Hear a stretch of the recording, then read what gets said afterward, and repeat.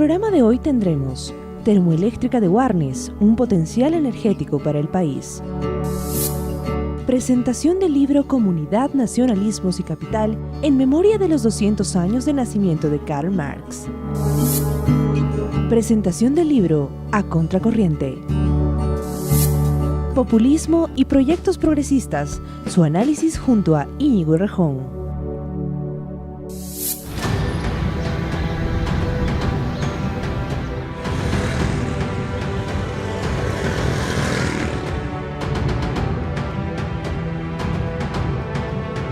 Endeandina nace como una respuesta estatal a las necesidades energéticas del país. Y no solamente como una respuesta a las necesidades energéticas, sino también como un emprendimiento del ALBA.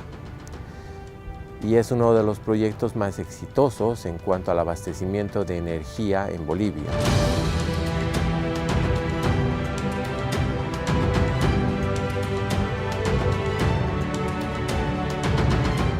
Endeandina está localizada en 3 departamentos, en Cochabamba, en Santa Cruz y en Tarija. Y en cada uno de los departamentos obedece a diferentes motivos. En el caso específico de Warnes, obedece a mejorar la confiabilidad del abastecimiento hacia el oriente del país. Con la finalidad de diversificar las fuentes de generación, es que se construye la planta termoeléctrica de Warnes.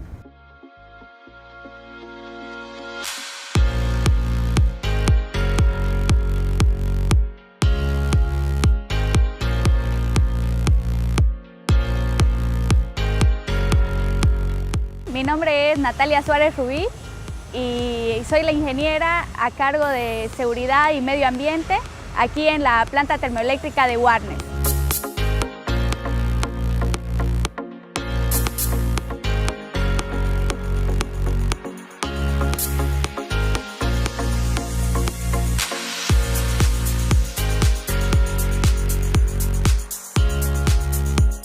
A las 7 de la mañana estamos ingresando aquí al trabajo.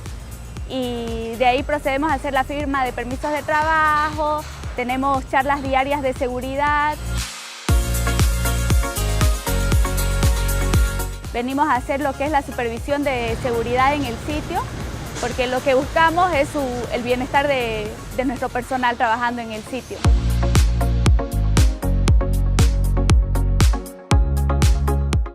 La tecnología más rápida de implementar siempre es la tecnología de turbina de gas. Lo que Endeandina ha hecho en su planificación es iniciar la garantía del abastecimiento con turbinas a gas, pero en todos sus proyectos ha planificado llevarlos a ciclo combinado para mejorar la eficiencia. Vamos a generar más energía usando la misma cantidad de gas. El desarrollo sostenible toma 3 factores. Que nosotros los tomamos acá muy importante. El factor social, el factor económico y el factor medioambiental. Prácticamente estos 3 factores tienen que ir agarrados de la mano, enlazados, para que haya un desarrollo sostenible. Lo que buscamos es aprovechar todos nuestros recursos de la manera más eficiente para que nuestro desarrollo hacia nuestra sociedad sea lo más factible, ¿no? Una vez que se ha implantado la planta termoeléctrica de Warnes, también ha habido un desarrollo en las interconexiones que debe tener una planta con el sistema. Algunas líneas son parte del sistema interconectado nacional, están haciendo una suerte de paso. Hay energía que estamos despachando hacia el sistema, otra energía que estamos despachando hacia Santa Cruz, y también se están haciendo retiros desde esta planta a través de las distribuidoras que son la CRE y Emdecruz.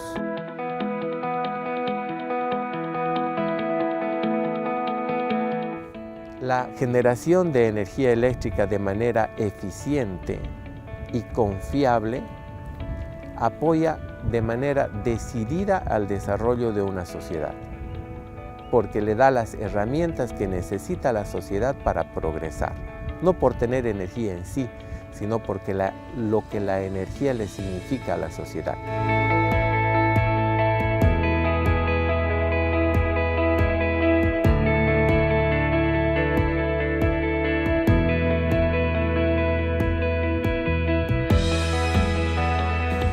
Nosotros ubicados en el Parque Industrial Latinoamericano, donde se está desarrollando a cabo la reubicación de las grandes industrias, ¿no?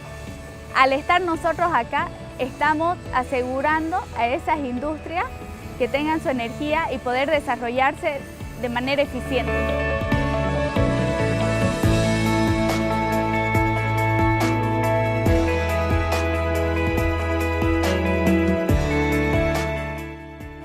El Parque Industrial Latinoamericano es el más grande de Sudamérica, ¿no? Estamos hablando de una extensión de 1.800 hectáreas. El tema de espacio aquí no es problema, pero a pesar de ser el más grande, me gustaría resaltar mucho el tema de su ubicación, porque en realidad es un centro logístico como ninguno. En total tenemos algo de 70 empresas operando y ya levantando sus plantas, sus oficinas. Estamos hablando de empresas grandes, de renombre, donde podés tener la certeza de que eso te va a demandar y te va a atraer más empresas pequeñas que prestan servicio. Y de ahí nace otro concepto que es el de cadena productiva, que desarrollamos bastante aquí en el parque, donde eso genera mayores negocios, mayores empleos y el efecto multiplicador en la economía boliviana, ¿no? Le damos una seguridad de abastecimiento a todo el oriente del país y en especial a todos los que están asentados en nuestras cercanías, y ese es el caso del Parque Industrial Latinoamericano. Eso alienta cualquier tipo de inversión, porque acordémonos que nosotros hemos traído también a cercanías del parque una conexión de gas, que es otro de los energéticos que le va a servir a la industria para realizar su transformación. En los lugares que se asientan las plantas de Endeandina, lo que se trata es de darle condiciones al entorno de desarrollo. En este caso es coincidente las necesidades que ellos tienen con las potencialidades que nosotros tenemos. Ellos necesitan energía y nosotros tenemos ambos energéticos. Tenemos el energético del gas y tenemos el energético de la electricidad.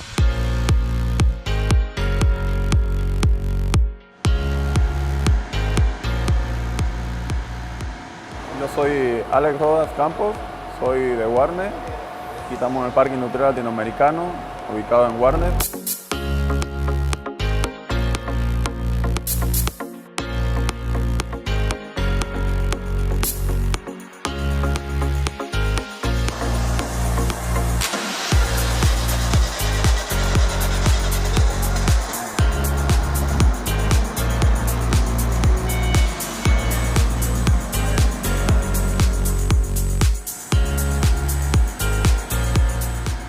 Soy operador de máquinas, opero lo que es la lavadora de botella, la etiquetadora, la pasteurizadora, hago siga a los TCC, a los tanques, manejo montacargas, prácticamente casi todo, digamos. Ya estoy casi 25 años en el país, soy maestro cervecero de profesión y hace 3 años estamos trabajando acá en el Parque Industrial Latinoamericano. Desde abril 2015 estamos conectados con la energía eléctrica, ya vienen los servicios de agua residual, viene el gas natural, tenemos la planta generadora de energía eléctrica directamente al lado a 800 metros y los servicios acá apostamos en que van a estar muy buenos. Cualquier empresario, cualquier industrial, cualquier comerciante, lo que busca es seguridad energética, porque sin energía no puedes hacer nada. Y aquí en el Parque Industrial la seguridad energética la tenemos garantizada gracias a que dentro de nuestros predios se encuentra la planta termoeléctrica de Guarnes, ¿no? Que actualmente está siendo ampliada para ciclos combinados hasta 500 megawatts. Entonces, mayor seguridad que esa no va a encontrar en ningún lado.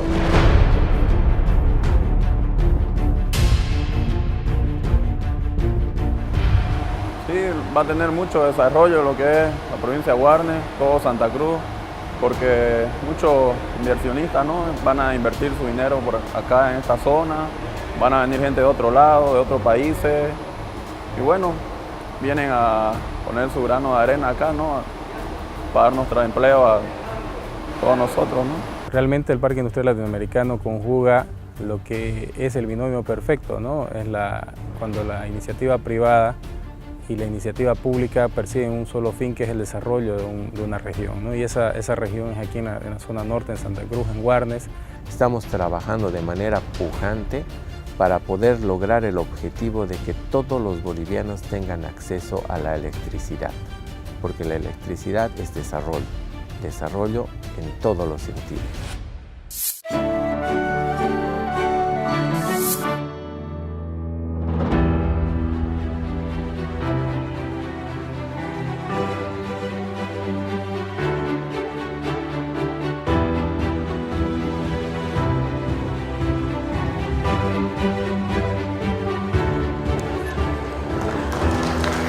Damos la bienvenida al vicepresidente Álvaro García Linera y a nuestro invitado especial que llega desde Argentina, Néstor Coan. Yo creo que este libro que se presenta hoy es un instrumento formidable, no el único, pero es un instrumento formidable para aportar a la formación política, sobre todo del movimiento juvenil latinoamericano, del campo y de la ciudad, de los sindicatos, del movimiento campesino, de los pueblos originarios, del movimiento de mujeres, los diversos sujetos populares. Este libro nos invita, con sólidos materiales contundentes y con estudios previos muy rigurosos, a rediscutir a Marx como eje de las nuevas ciencias sociales contemporáneas. Creo que es un gran acierto y es un gran aporte al movimiento revolucionario mundial. ¿Qué es lo que nos quiere enseñar Marx en este texto? Cuando la lógica de ganar se introduce a la actividad productiva, transformadora de la naturaleza, en ese momento, dice Marx, surge el capitalismo. Materias primas, herramientas y trabajador concurren al acto productivo con estas cualidades para dar un producto que también le pertenece a otra persona distinta al trabajador. Estamos ante el capitalismo. Y a esto le llama Marx la subsunción formal, el sometimiento formal del proceso de trabajo a la lógica capitalista. ¿Cuál es el objetivo de este segundo texto? Abrir la mente a reflexionar, a observar, a criticar estas formas en las que el capitalismo hereda, transforma, subsume, somete distintas formas de trabajo campesino o trabajo comunitario y entender en esas formas de sometimiento formal, gradualmente real, los límites, la potencialidad, la riqueza de las formas agrarias, campesinas y comunitarias en el mundo entero. Y el texto de Friedrich List te introduce al debate actual. Liberalismo, libre cambio, globalización, proteccionismo. Este debate se lo dio en 1840, entre proteccionistas y librecambistas. Por eso está este texto acá y espero que lo lean y que les sea útil para entender la realidad. Oigan, muchísimas gracias. Me ha resaltado cómo podíamos manejar el valor del dinero, el valor del trabajo, la fuerza de trabajo. Yo estudio comunicación y sé que esto es fundamental en mi educación. Ha reflejado el vicepresidente que desde antes había diferentes formas de producción.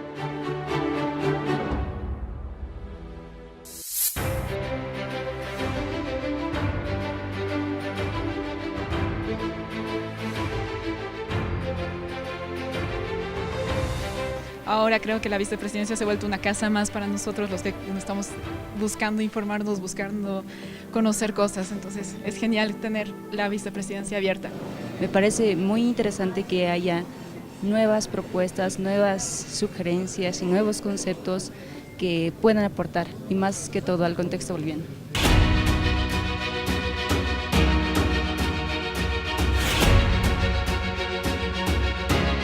Damos inicio al programa especial preparado para la presentación del libro A Contracorriente, materiales para una teoría renovada del populismo.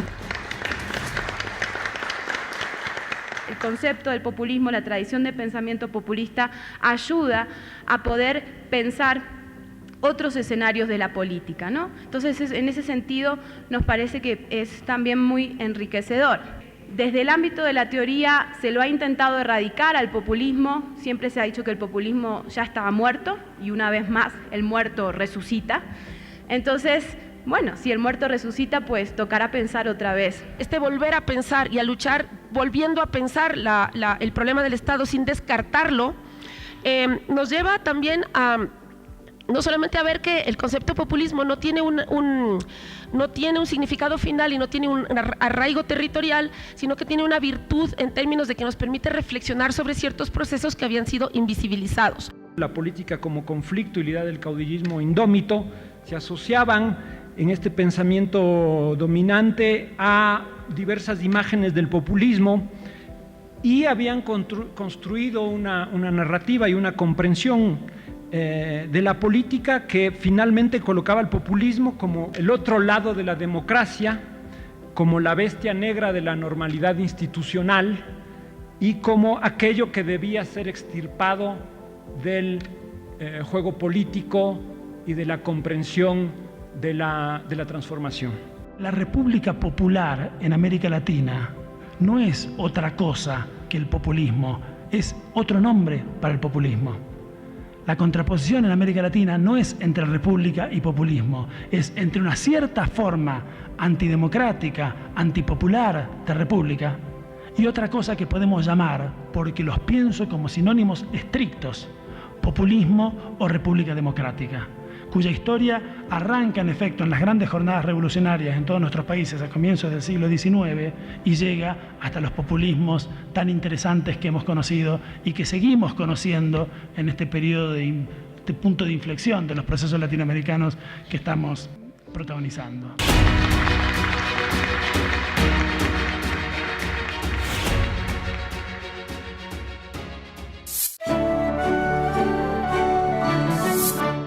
Quiero partir por algo que seguramente te lo han preguntado muchas veces, no sé si en Bolivia, pero ¿por qué un joven español como tú decide hacer una tesis de doctorado basada en una realidad boliviana que en aquel entonces, hablando del 2006, no era conocida como en la actualidad? Yo conocí Bolivia en el 2006, iniciándose el proceso constituyente, y me enamoré del país. Yo tenía un proyecto para hacer una tesis sobre otro tema, completamente diferente, sobre la geopolítica de Estados Unidos, y me enamoré del país y me gustó mucho. Y empecé a enamorarme también del proceso político. Bolivia, con muchísimas diferencias con España y con la política europea, sin embargo, demostró que los pueblos son mayores de edad, que claro que cometen errores, pero que son capaces de dotarse de normas y de acuerdos para convivir en paz, en prosperidad y mejorando las condiciones de igualdad de oportunidades, de inclusión. A mí ese proceso me resultó muy interesante y además me pareció que había que abandonar esa idea según la cual las ciencias sociales se hacen en el norte y luego estudian fenómenos raros en el sur, que durante una larga década, a principios de los 2000, en América Latina se produjeron transformaciones que han inspirado después transformaciones o fenómenos políticos en Europa o en Estados Unidos. Y disfruté mucho haciendo la tesis, me lo pasé muy bien. Íñigo, surgen indudablemente términos o conceptos que no están del todo claros. Hegemonía, populismo, que también son parte de tu tesis doctoral. ¿Cómo plasmarlas, cómo traerlas hacia la realidad boliviana para comprenderlas también? El término de hegemonía me parece que es un término muy rico para definir una forma de poder político basada no principalmente en la fuerza, sino en el convencimiento. Es ese poder político por el cual un grupo dirigente consigue la aceptación de la inmensa mayoría de los representados. No es un engaño ni es una imposición, es una negociación y una disputa cultural. Por ejemplo, es difícil hoy pensar en que alguien pretenda construir una mayoría nueva en Bolivia sin aceptar la inclusión de los pueblos indígenas y originarios, sin aceptar la recuperación por parte del Estado de algunos de los sectores estratégicos de la economía, sin aceptar que el país crece porque redistribuye, porque incluye.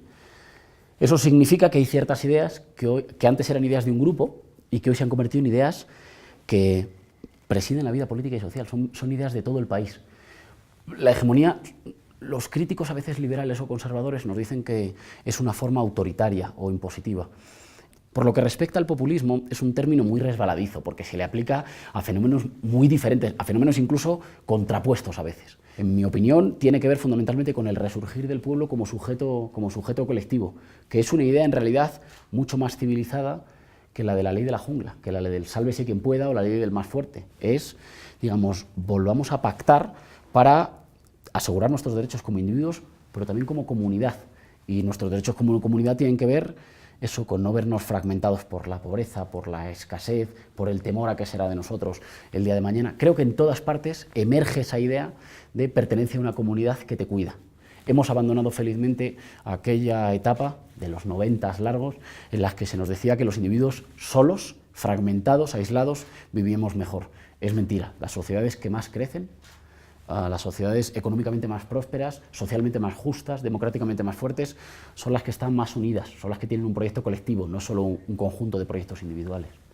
En tu tesis doctoral precisamente hablas acerca de esta unión que se hace y que se consigue también gracias a la dupla que se maneja en Bolivia. Hablo puntualmente de Evo Morales, Álvaro García Linera, que como vicepresidente ha tenido un fenómeno que no se ha repetido mucho en América Latina, ¿no? Es una imagen no solamente de intelectual a nivel latinoamericano, a nivel internacional, sino también ha logrado acercarse a otro tipo de sectores que no eran necesariamente los más vulnerables.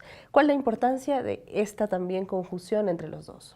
Se ha dado una relación basada en la complementariedad de perfiles, en hablarle con diferentes registros a diferentes sectores, que le ha permitido durante estos años al MAS ampliar su capacidad de interpelar a gentes muy diferentes. Y que se ha dado una complementariedad que, lejos de restar o de competir, ha producido, digamos, multiplicación. Y que eso no es muy normal, no siempre es muy normal en la historia de los regímenes presidencialistas. La figura del vicepresidente y la del presidente a veces se han contrapuesto o se han visto a veces con fricciones. Me parece que en el caso boliviano, en la parte por lo menos que yo pude estudiar, se ha producido más bien una complementariedad que, ya digo, ha abierto el abanico de sectores sociales, de los grupos de bolivianos a los que la propuesta política de la Revolución Democrática les hablaba, ¿no? o les proponía unirse a un proyecto de país. Íñigo, en este cambio, en este proceso de cambio que se ha vivido en Bolivia, se ha pasado de ser un Estado republicano a ser un Estado plurinacional.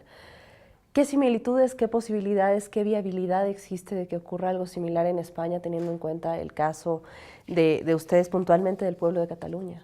Estudié mucho el enfoque y la idea de la plurinacionalidad como aquella idea que dice que podemos ser distintos, respetar lo distintos que somos, pero ser iguales en derechos. Hay que reconocer que convivimos diferentes naciones, que Cataluña es una nación, pero que puede tener encaje, en tanto que nación, en un proyecto de Estado que nos contenga a todos, que nos permita seguir viviendo juntos y que construya una soberanía popular fuerte que nos permita enfrentarnos, por ejemplo, a los poderes financieros o a las imposiciones del Banco Central Europeo o del Fondo Monetario Internacional o de la señora Merkel, ¿no? Que nos intenta siempre marcar un tipo de política económica buena para ellos, mala para el pueblo español. Las diferencias son muchas y, sin embargo, me parece que el concepto de plurinacionalidad es un concepto muy rico para adaptar los estados a lo que ya es una realidad en la calle.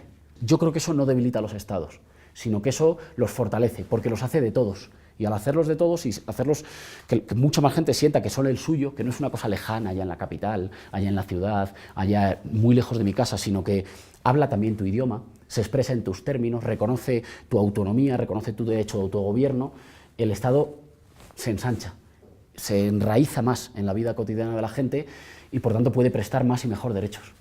El momento en el que estamos viviendo, no solamente a nivel europeo, latinoamericano, a nivel mundial, parece ser que la derecha está volviendo a ganar terrenos que se habían conquistado ya por gobiernos con otro tipo de propuestas. ¿Qué es lo que está pasando? ¿Es un nuevo ciclo? ¿Es una nueva oleada, como dice Álvaro García Linera? ¿En qué momento estamos, desde tu percepción? Lo que estamos viviendo es, en casi todo el continente, un acceso al poder de las fuerzas conservadoras que lo habían perdido hace más de una década. Que llegan al poder fundamentalmente para ponerle límite, ponerle fin o revertir algunos de los avances que los gobiernos nacional populares o progresistas habían desarrollado. En ese sentido parece que hay un giro conservador en el continente. No quiero sonar polémico, pero es normal, las elecciones se pierden. Yo les preguntaría a todos aquellos que decían que los gobiernos progresistas estaban erosionando la democracia, si han erosionado la democracia, ¿cómo es posible que ellos hayan vuelto al poder? Han vuelto al poder porque hay democracia. Y hay una democracia que le garantiza sus derechos a los que ayer eran minoría y hoy son mayoría. Y hoy les pedimos lo mismo, que ellos garanticen los derechos porque nosotros, las fuerzas progresistas, vamos a regresar al poder.